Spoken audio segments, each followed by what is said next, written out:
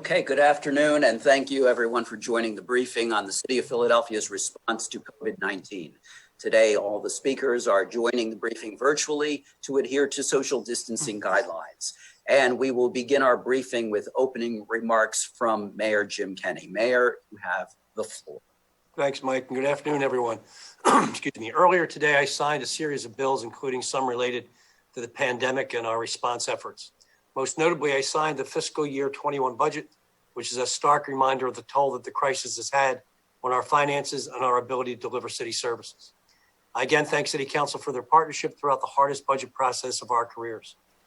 Among the bills signed today was the Essential Workers Protection Act, introduced by Councilmember Gim, which promotes public health by protecting workers from retaliation for speaking out about working conditions that violate mandatory state or city public health orders. As we begin to reopen our economy, it is critical that employers are taking all necessary precautions to keep their workers healthy in order to help reduce the spread of coronavirus in Philadelphia. And Philadelphia workers deserve the ability to report potential violations of public health orders without fear of retaliation. Another bill signed today, Bill number 329, allocates $40.4 million in Federal CARES Act funding that will allow planning and development to address emergency COVID-19 housing and community development needs. As we continue to recover from the impact of COVID-19 and see more city services resume, I'm glad to share that effective Monday, July 6th, the Streets Department will resume collecting recycling every week along with the trash. So no more every other week. It'll be every week with your trash. Regular trash and recycling collections will continue on or as close to its normal schedule as possible. Residents should not set out their recycling materials next week, the week of June 29th, as we are still on the every other week collection schedule until July 6th. And finally, I want to recognize the Philly Counts team for their ongoing efforts to continue to raise awareness about the 2020 census, despite a global pandemic and conditions that have flipped their entire engagement plan on its head. Throughout the summer, Philly Counts will be focused on promoting census participation through their Summer of Census plan, which includes actions such as yard sign and door hanger distribution, phone banking, spreading the word using social media, promoting census completion at various points of service, and digital census events. Philly Counts has also continued engaging hard-to-reach communities during the pandemic through phone banking. Each day, the Philly Counts team and its volunteers call thousands of households to make sure that they have what they need to stay safe and healthy and create census awareness. To date, they have made nearly 140,000 calls to households in Philadelphia that have made a census participation plan with over 7,000 households. This work is essential as we continue to recover. The census will determine how much funding Philadelphia receives for critical services, including disaster relief, for the next decade. So it's very, very important that we're all counted. So now I'll turn it over to Dr. Farley for his update.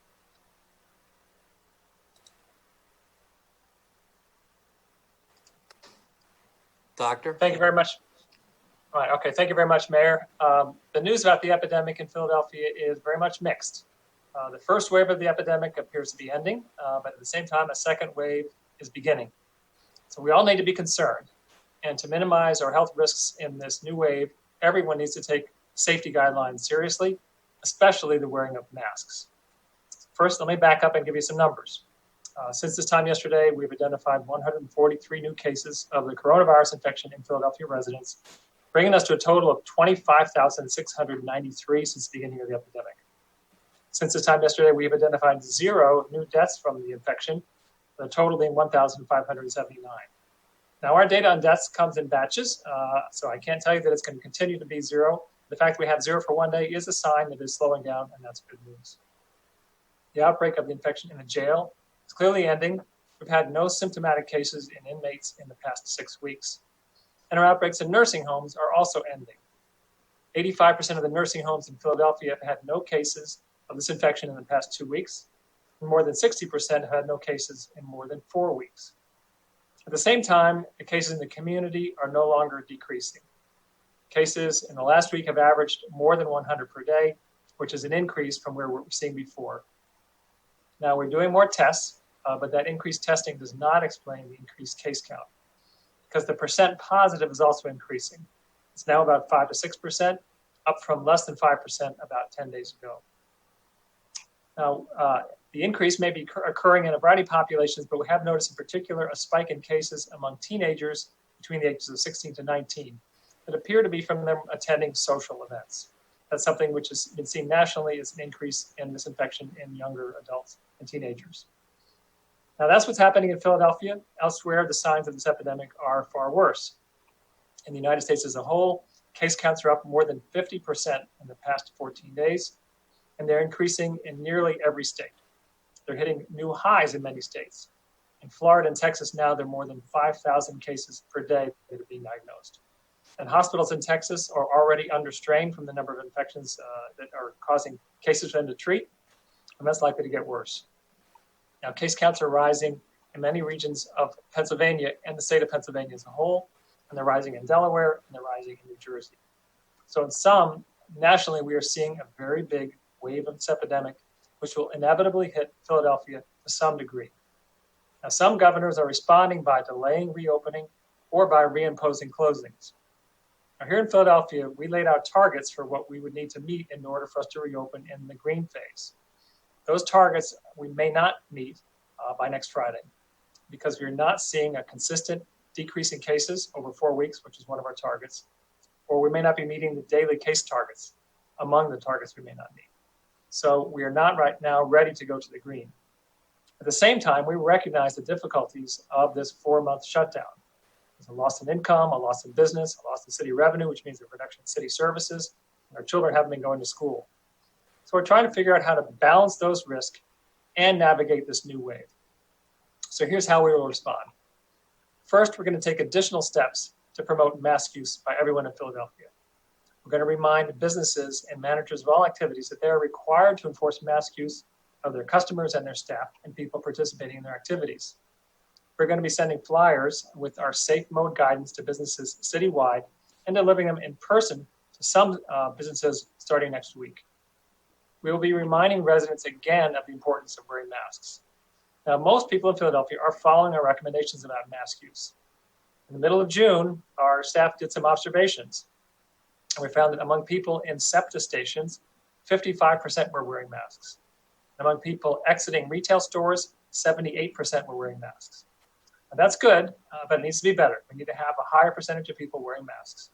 So we will be doing a media campaign promoting mask use starting in early July.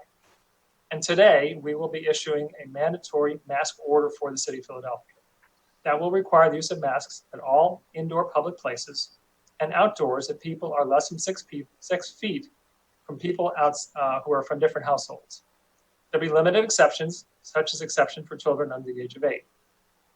Now, this order is a requirement, but we will not be enforcing this with the police. The purpose of this order is really to send a message to everyone, to enable them to encourage others to wear masks. In the end, it's up to us as Philadelphia residents to self-enforce this order. If it works, we can reduce the spread of the infection. If it doesn't, we'll have more cases. It's as simple as that. Our experience shows that written legal requirements like this can influence how people behave, even if there is no government enforcement. So we're hopeful this order will help reinforce the encouragement we're doing otherwise for mask use. Now, we're also recommending that people avoid social gatherings, like the ones involving young people. Because of those social gatherings, people tend not to be wearing masks. And we're recommending that people in Philadelphia not travel to high incidence areas and request that people who are traveling from high incidence areas to Philadelphia self-quarantine for 14 days after they arrive here so that if they develop the infection, they don't pass it on to Philadelphia residents. We'll be listing on our website those areas we consider to be high incidence areas.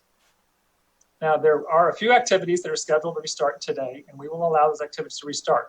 That includes residential swim clubs and private pools, barbershops and beauty salons and nail salons.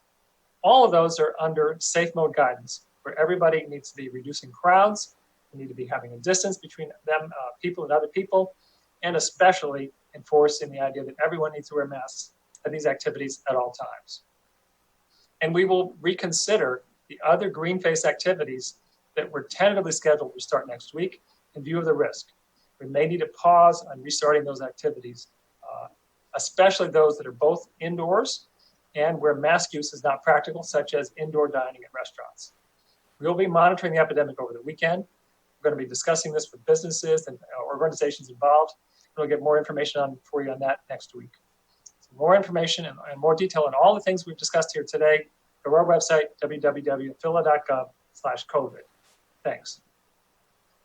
Thank you, Dr. Farley. And a reminder to all of the folks logged in that this is for press only. Please change your login name to indicate your full name and your media affiliation. And now we will go over to Armando for the Spanish language translation of the mayor's and Dr. Farley's comments. Mensaje del alcalde Jim Kenney para el 26 de junio del 2020. Buenas tardes a todos. Hoy firmé una serie de proyectos de ley, incluidos unos relacionados con la pandemia y con nuestros esfuerzos en su contra. En particular, firmé el presupuesto del año fiscal 2021, y que es un claro recordatorio del costo que esta crisis significa para nuestras finanzas y para nuestra capacidad de brindar servicios en la ciudad. Nuevamente, le agradezco al Consejo Municipal por su apoyo durante este proceso presupuestario, que es el más difícil de todas nuestras carreras. Entre los proyectos de ley firmados hoy se encuentra la Ley de Protección de Trabajadores Esenciales, presentada por la concejal Jim, que protege a los trabajadores contra represalias por denunciar condiciones laborables que violen las órdenes de salud pública estatales o municipales.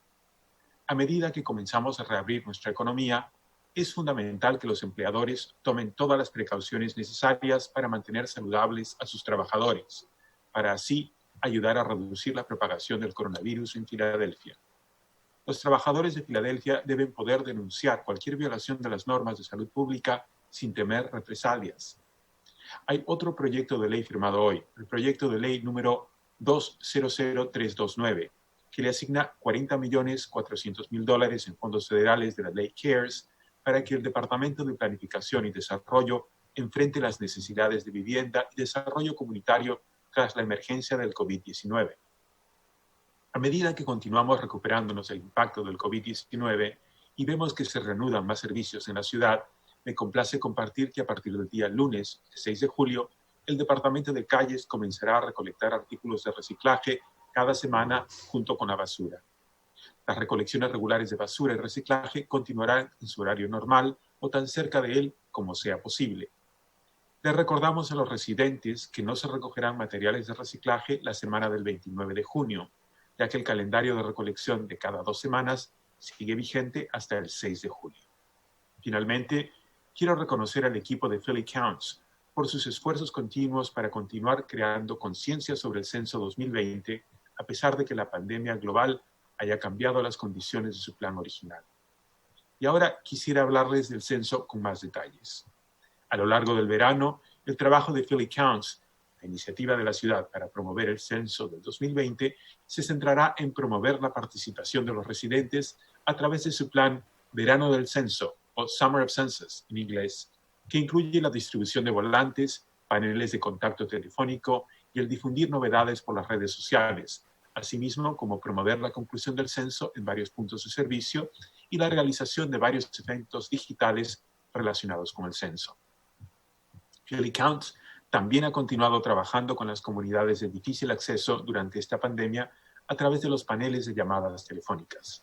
Todos los días, el equipo de Philly Counts y sus voluntarios llaman a miles de hogares en Filadelfia para asegurarse de que tengan lo que necesitan y para mantenerse seguros y saludables, y también para crear conciencia sobre la importancia del censo. Hasta la fecha, ellos han realizado casi 140,000 llamadas a hogares en Filadelfia y le han ayudado a más de 7,000 hogares a hacer un plan para rellenar el censo. Este trabajo es esencial mientras continuamos recuperándonos de las consecuencias de la pandemia del COVID-19.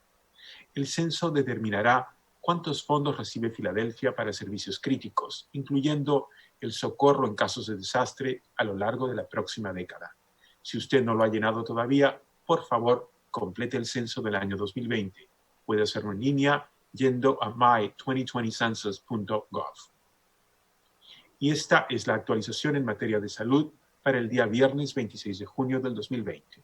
Buenas tardes. Tengo varias apreciaciones sobre el curso de la epidemia en Filadelfia. La primera oleada está terminando, pero la segunda ya está comenzando. Primero, les comparto las cifras para el día de hoy.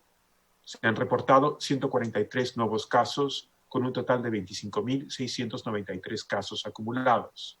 Hoy, felizmente, no reportamos muertes. El total acumulado a la fecha es de 1.579 fallecimientos. Estos datos nos llegan en grupos, pero esta es una señal de que los fallecimientos por la COVID-19 van disminuyendo. El brote del coronavirus en las cárceles ha terminado. No se han reportado casos ya en 6 semanas. El brote del coronavirus en los hogares de ancianos también ha disminuido notablemente. Pero lamentablemente el número de casos en nuestras comunidades no ha disminuido. Desde la semana pasada el promedio es de 100 casos diarios y este número está aumentando poco a poco. Del total de pruebas realizadas, el porcentaje positivo de los casos es del 5 al 6%. Hace 10 días, menos del 5% de las pruebas resultaban positivas. Se ha evidenciado también un aumento en los casos en los adolescentes entre 16 y 19 años que han asistido a eventos sociales. En todos lados, las señales nos demuestran que la epidemia está empeorando. En los Estados Unidos, el conteo de los casos subió en más del 50% desde hace 14 días. Hay aumentos de los casos en casi todos los estados. En otros se han alcanzado nuevos puntos máximos. En la Florida y Texas, por ejemplo, se han reportado más de 5.000 casos diarios. Los hospitales en Texas están bajo tensión máxima y esto aún pudiera empeorar. El número de casos va aumentando también en muchas regiones de Pensilvania, en Delaware y en New Jersey. Las metas que nos planteamos para pasar a la fase verde posiblemente no serán alcanzadas para el próximo viernes. No hemos visto una disminución en el número de casos en las últimas 4 semanas. Al mismo tiempo, reconocemos las dificultades de un cierre de actividades de 4 meses, la pérdida de ingresos para los negocios, la suspensión de las actividades escolares, y por eso estamos tratando de buscar un balance adecuado. ¿Cuál será nuestra respuesta? Tomar medidas adicionales para promover el uso de máscaras, tapabocas o cobertores faciales.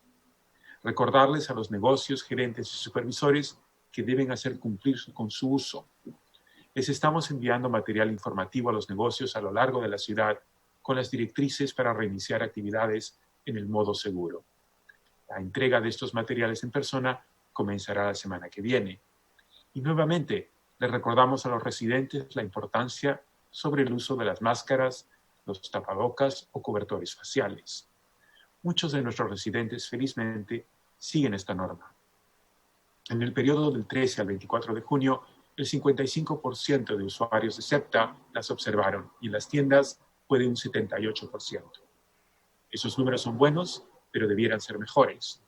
Vamos a desarrollar una campaña de comunicación sobre el uso de las máscaras que comenzará a principios de julio. El uso de las máscaras será ahora obligatorio y esto lo haremos vía orden ejecutiva.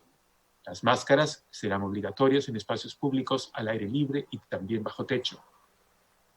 Esto tendrá algunas excepciones, por ejemplo, para los niños menores de 8 años de edad. Recomendamos también evitar las reuniones sociales, en especial aquellas que involucren adolescentes. Les recomendamos a las personas en Filadelfia no viajar a zonas que tengan alto número de casos. Les recomendamos a las personas que han viajado a Filadelfia desde zonas con alto número de casos el guardar una cuarentena de 14 días tras su llegada a Filadelfia. Vamos a permitir que se reinicien algunas actividades pautadas para su reinicio el día de hoy. Las piscinas residenciales y los clubes de natación privados, por ejemplo. Los salones de belleza y las barberías. Todo esto bajo las directrices del modo seguro, sin embargo. Es imperativo hacer respetar la distancia social y reducir las multitudes. Usar máscaras es clave en este proceso y es una forma de ayudar a contener el virus. Y vamos a reconsiderar el reinicio de otras actividades en la fase verde en función del riesgo que veamos. Podríamos detener el reinicio de algunas actividades, especialmente aquellas bajo techo y en las cuales el uso de máscaras es complicado. Por ejemplo, el permitir el servicio completo en restaurantes. Vamos a monitorear la epidemia durante este fin de semana y vamos a conversar sobre las próximas medidas con los negocios y las organizaciones involucradas. Les vamos a proporcionar a ustedes mayor información la semana que viene. Mientras tanto, por favor, ayúdanos a frenar esta epidemia. Use una máscara al salir y mantén la distancia social, porque juntos es como debemos superar esta crisis. Gracias. Great. Thank you, Armando. And we are now going to move to the Q&A portion for members of the media. Limit your questions to topics related to the COVID-19 pandemic. And if time permits, we will open the floor later to other topics. If your hand is currently raised for another topic now, please lower it and we'll try to get to you later. And remember, of course, we have limited time during these briefings, so only one representative from each media outlet is permitted to ask questions, and reporters are asked to limit their questions to 3 or fewer. We will, as I said, move to another round of questions if time permits. So now let's start off with Mitch Blocker of NBC 10. Good afternoon. Commissioner, can you explain a little bit how what you're seeing in Texas, Florida, and even in Delaware is affecting your decision to go slow or even to pull back here?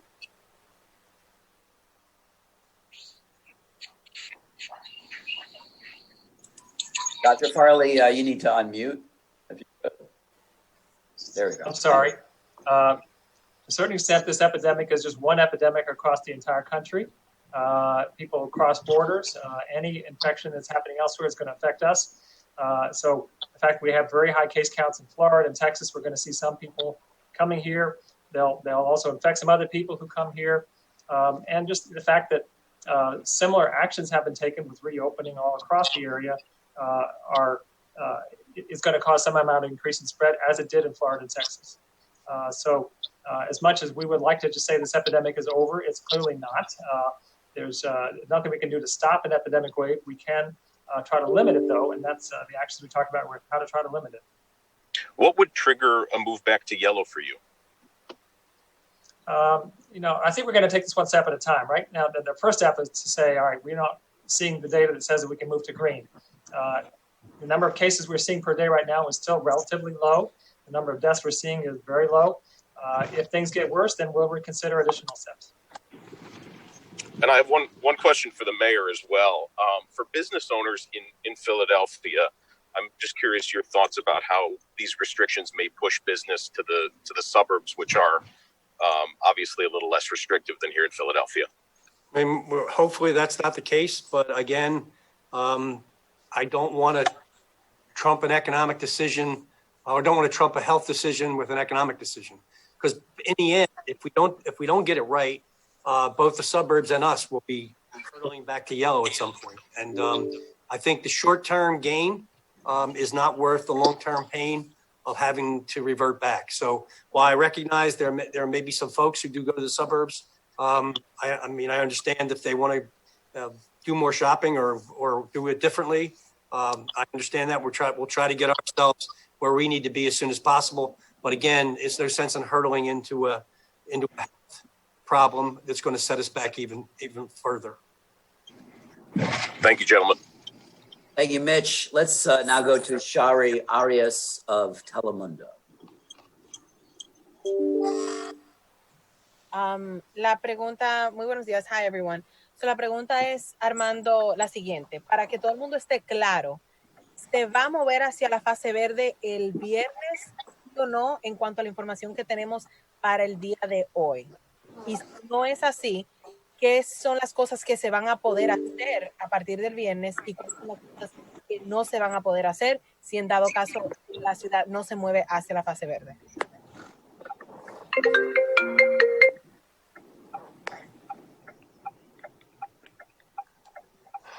Armando, you need to unmute. Just realized, sorry, I apologize. The question is very clear. We're moving on to the green phase on Friday, isn't it? If that's not the case, what will be allowed, what will not be allowed?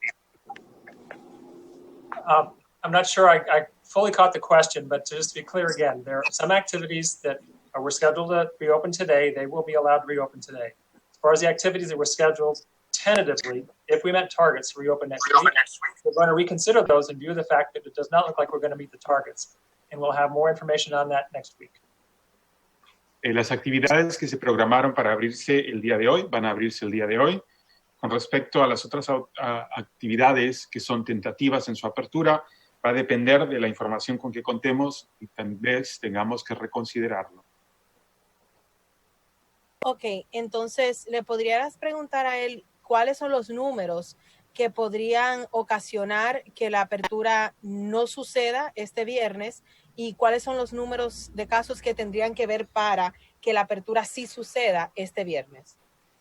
And in connection with the first question, what would be the figures that would prevent you from opening up as planned on Friday? And what would be the figures that would be acceptable to proceed opening up as intended on Friday? The target numbers we laid out was fewer than 80 cases per day, or percent positive less than 4%. And right now, greater than 100 per day, and percent positive between 5 and 6%. There are other metrics as well, which we are more likely to meet, but those are the two that we are less likely to meet. Varias cifras que estamos considerando, pero había dos objetivos específicos que teníamos en cuenta, que era el contar con menos de 80 casos diariamente y la tasa de resultados positivos entre el 4% aproximadamente. Y lo que tenemos en estos momentos es unos 100 casos por día, tasa de resultados positivos que van del 5 al 10%. Por supuesto que también estamos observando otras medidas para tomar esta decisión.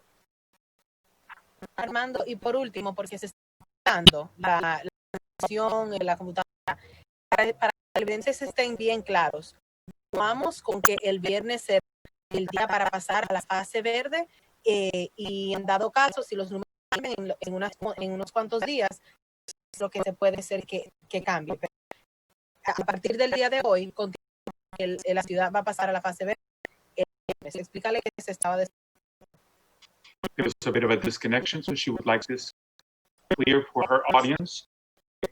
There's a change, obviously, there will be a change in plans, but up to today, are we still on to transition into the green phase by Friday? We have right now, we are not meeting our targets for reopening next Friday. To do that, we're going to reconsider on what can, if anything, of that batch. Y vamos a informarlo a este grupo de datos que nos llegue de aquí a la fecha. Ok, Armando. Y si él tiene algún mensaje o el alcalde que quieren compartir con los dueños de negocios que estaban esperando a abrir sus negocios. Any message that either the mayor or Dr. Farley would like to share with the business that we're hoping to have their business by that date? Good, Doctor. The message is to not have a big second coronavirus infection in Philadelphia. So any reason we want to do safely. El mensaje es que nosotros no queremos tener una segunda ola de infecciones aquí en Filadelfia. El mensaje es que queremos que se reabra, pero que se reabra dentro de medidas de seguridad. Gracias. Thank you, Shira. Now we're going to go to Martin Pratt of YBA. Thank you. This is first for Dr. Hello. Keep going. Go ahead. Okay. This first question is for Dr. Farley. Dr. Farley, based on what other governors have said as far as a quarantine, if you Enforce, we don't know Right. what people. We are requesting that limit as much as possible the getting into it. Excellent. And the last question for you is, I believe 2 days ago, the symptomatic patients in China, they were in with Shanghai University. They were put into a negative G room, and they were asymptomatic, but had tested positive. And in that room, even though the asymptomatic means they didn't have any obvious symptoms, but did test positive, they were actually transmitting SARS COVID-19 to 4 objects in the room, including the air filter, the air ventilator system. My question is, based on that, isn't it a good idea for at least once or twice for everybody to get tested? We think expanded testing is a good thing. Well, first I should say, we know that you can spread this infection without symptoms. More commonly, you can spread this infection before you have symptoms. The most appear to be the most infectious period is for people who become symptomatic, but it's in the period of time before they have symptoms. So that's why we're requiring masks of everybody, not just masks of people who have symptoms. We think more testing is a good thing. However, just remember, testing only gives you information about that point in time. And if you could be positive today, negative tomorrow, or vice versa. And so to have everybody tested just once really doesn't do much for us. There are maybe certain settings where screening asymptomatic people makes sense. We did screen asymptomatic people in the jail. We do that in nursing homes. But across the entire city, it would be a huge task to test everybody. And it really would not provide us that much information unless we could do it every day, and we can never do that every day. So we're not recommending, regular testing for people who just have no symptoms. One last question, UV lighting. People are starting to sell these online. I'm starting to see them pop up in different people's houses. Do you recommend that as a way to kill COVID-19, having a UV light? They're desktop models that they're starting to sell, or is that just foolery? In theory, UV light may kill the virus and it may reduce transmission, but I don't think we really have enough science behind it to know that there's a benefit. So companies will sell that. Maybe there's a benefit, maybe not. I would recommend that people put their energies on those things which we know are going to make a difference, which is masks. That's very simple and very cheap. Thank you. All right, thank you, Martin. Let's go now to Laura McChrystal of the Inquirer. Hi. My first question is regarding masks. The Archdiocese of Philadelphia announced that they would be easing mask requirements in light of the city issuing an order requiring masks. What is your response to that?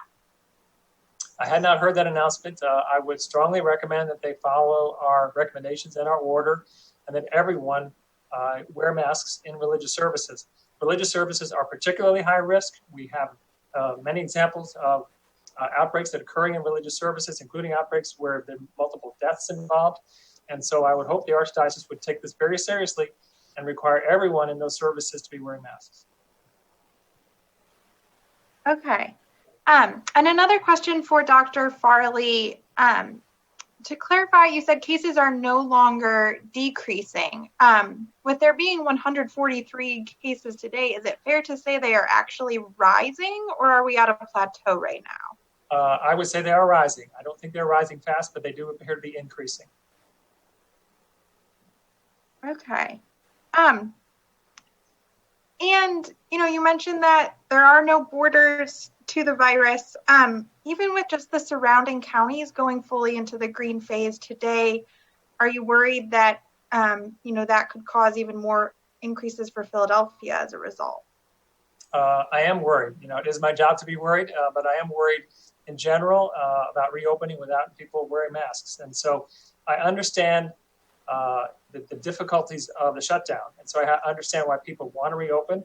And I think that there are things that we could reopen safely if we are really vigilant about the mask use. So to the extent that they're reopening without masks, I'm very concerned about that. Okay, thank you. Thank you, Laura. Let's go now to Natasha Brown of CBS 3. Hi, this question is for Dr. Farley. Just in light of seeing, I was out earlier today seeing, the hair salons, barbershops, everybody reopening and seeming to follow protocol, at least the one that I saw particularly.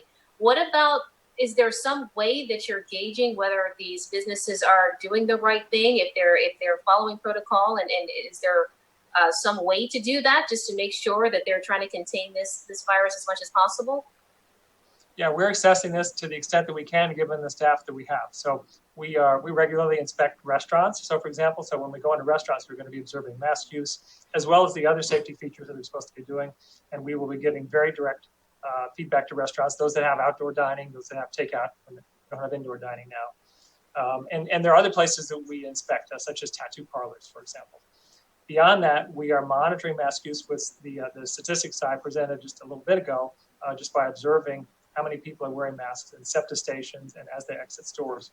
And we hope to see those numbers increase. But much of this takes place at places where we don't have inspectors there. And so we're really pleading with business owners to take this seriously. In the end, it's going to not serve anybody well if people don't follow the safety guidelines seriously. Okay, that's all I have. Thank you very much. Thank you, Natasha. Let's go now to Kennedy Rose of the Philadelphia Business Journal.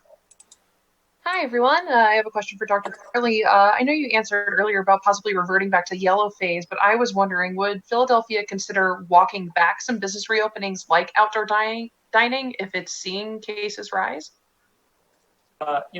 We do think that people outdoors have a lower risk than people indoors. I did discuss, I think about a week or so ago, that I was concerned about some of the outdoor dining not following our standards. We'll watch that. If we have evidence of spread in outdoor dining, then I would definitely consider that. Or if we have evidence that there is really broad-based ignoring of the safety rules, I would consider that. I hope that outdoor dining is something which is done safely and that this provides an opportunity for restaurants to maintain a business and maintain an income during this tough period. All right, that's all I had. Thanks so much. Thanks, Kennedy. Let's go now to Pat Loeb of KYW Radio. Pat, you're up. Pat, I know you're unmuted, but okay. There we go. Now we can hear you. Thanks. And we are in the second round, right? Yes, we are now on a second round, and we can open the floor to other questions. Thank you.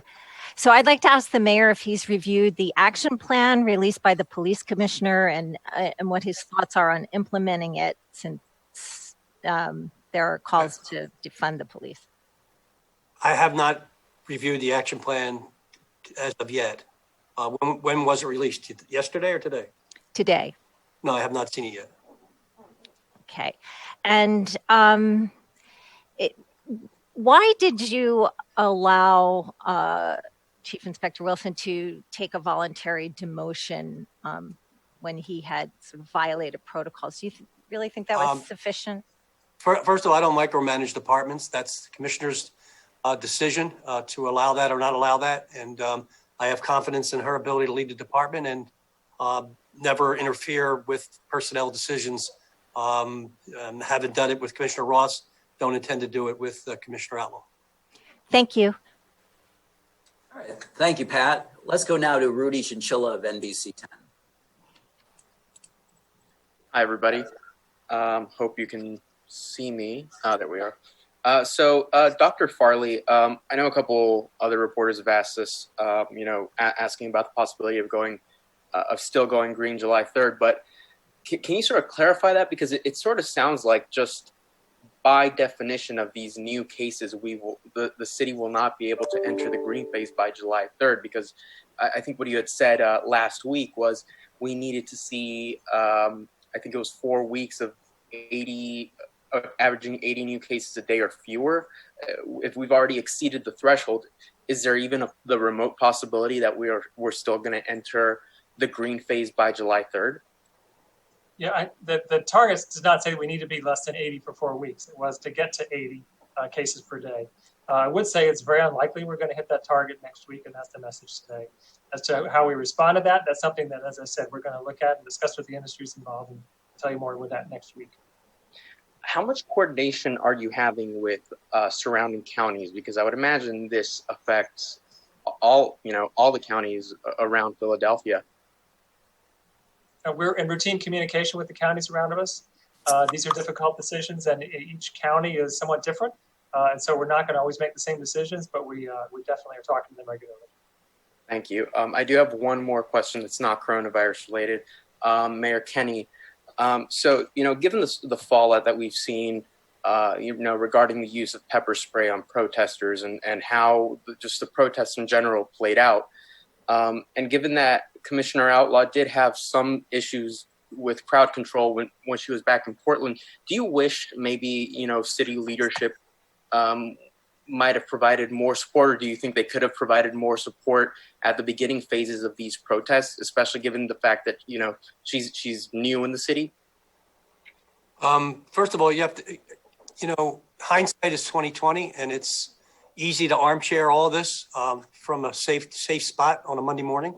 But this information was coming at us in real time. We were in the emergency command center. We were seeing aerial views of the various scenes, and decisions were made based on what information was being provided to us at the time. That information turned out to be incorrect or misleading, and that's why the apology came yesterday. because we didn't have the correct information. But I think she received all the appropriate support from the folks around her and the people in the OEC and on the street. This was an unprecedented situation. I don't remember, I'll be 62 next month in August, and I don't remember anything like this in my lifetime.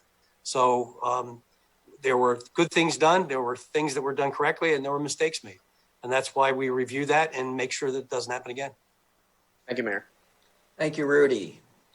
Let's go now to Argenis Figueroa of Univision.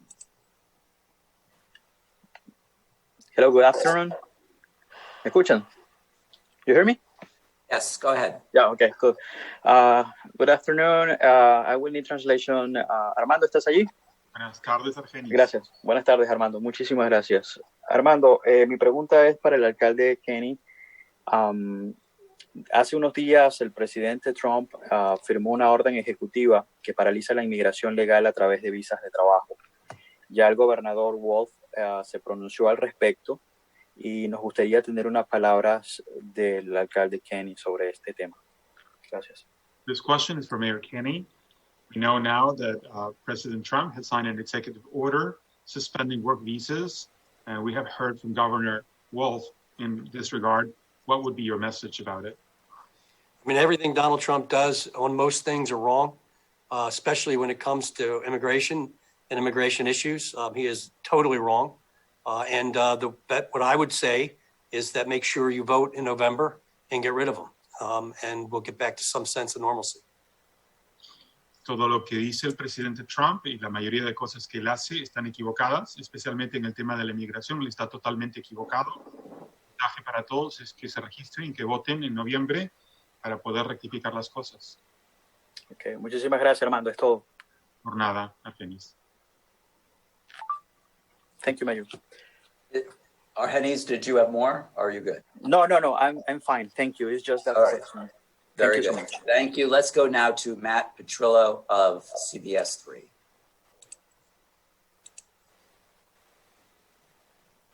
Okay, there we go. Hey, good afternoon. Thanks for your time.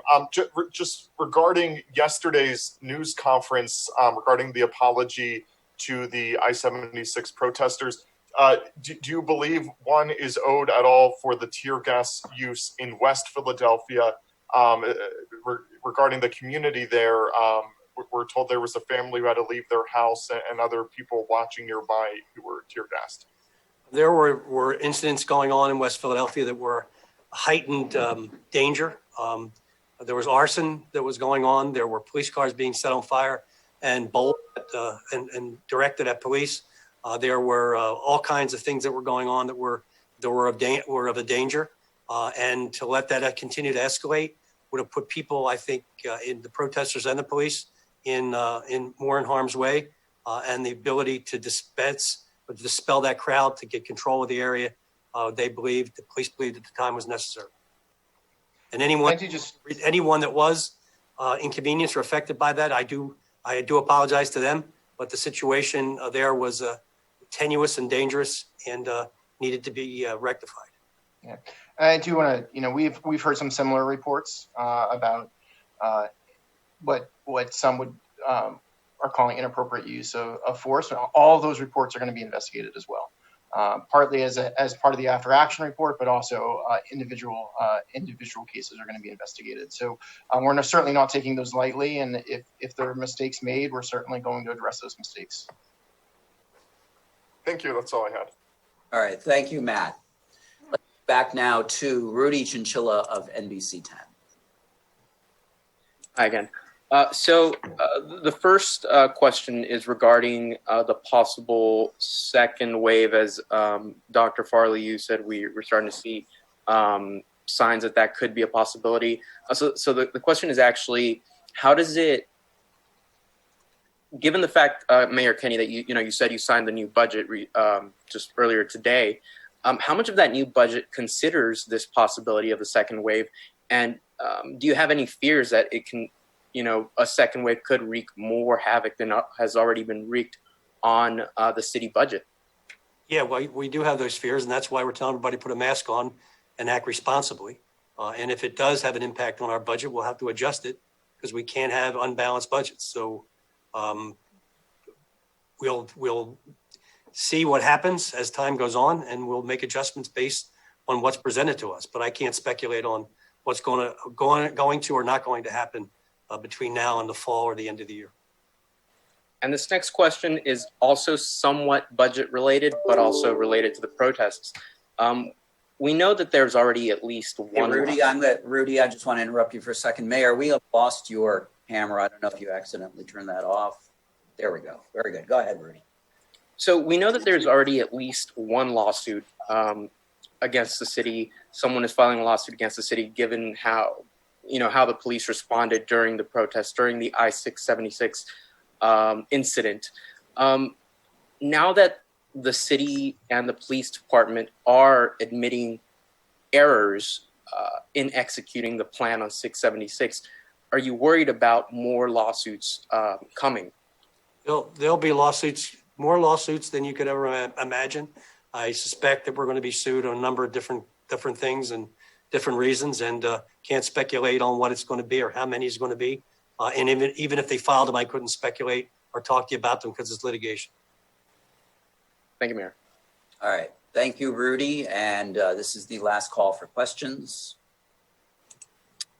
Seeing none further, thank you for joining us. That concludes today's daily briefing. We will resume. Our next briefing will be next Tuesday. Until then, thank you for joining.